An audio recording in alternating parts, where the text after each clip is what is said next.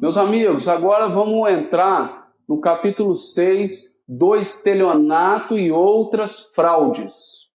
Vamos lá. Primeira situação, o estelionato vem no 171 definido assim, ó. Vejam o verbo, obter. Obter para si ou para outrem vantagem ilícita em prejuízo alheio. Vejam bem, eu tenho um autor que obtém para ele a vantagem ilícita e tem uma vítima que tem um prejuízo.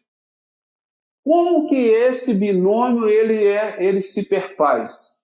Através do induzimento que o autor mantém alguém em erro. Então, induz ou mantém alguém em erro. O que é induzir ou manter esse alguém que é a vítima em erro? É produzir na cabeça dessa vítima um cenário que não existe no mundo real. Só ela está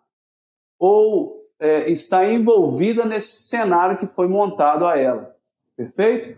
Então eu induzo ou mantenho alguém em erro. Mediante, ou seja, quais as ações que o autor usa para gerar o erro na vítima? O artifício, ardil ou qualquer outro meio fraudulento. Então o autor utiliza a fraude para gerar o erro e, através do erro, conseguir a vantagem ilícita.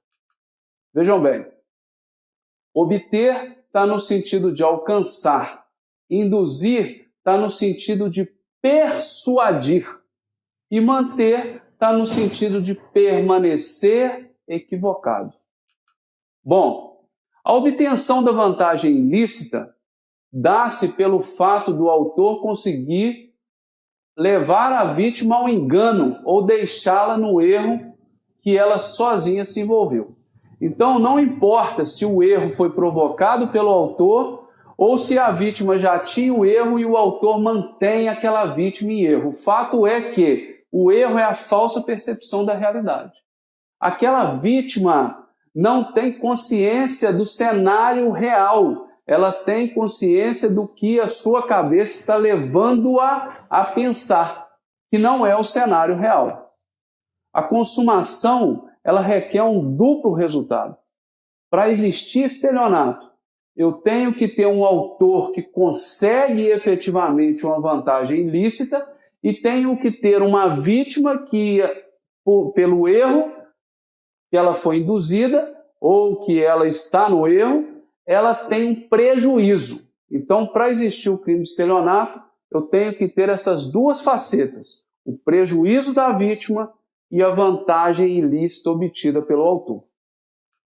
No crime de estelionato, parágrafo 2º-A traz a questão da fraude eletrônica, que prevê uma pena alta de 4 a 8 anos, né, se essa fraude for com utilização de informações fornecidas pela vítima ou por terceiros, induzindo a erro, olha só, agora, por meios da rede social, contatos telefônicos, envio de correio eletrônico fraudulento. Então é o que mais tem ocorrido hoje no mundo, tá? Através desses golpes, utilizando Instagram, utilizando o WhatsApp, utilizando o próprio SMS do telefone. Cai tudo aí na questão da fraude eletrônica.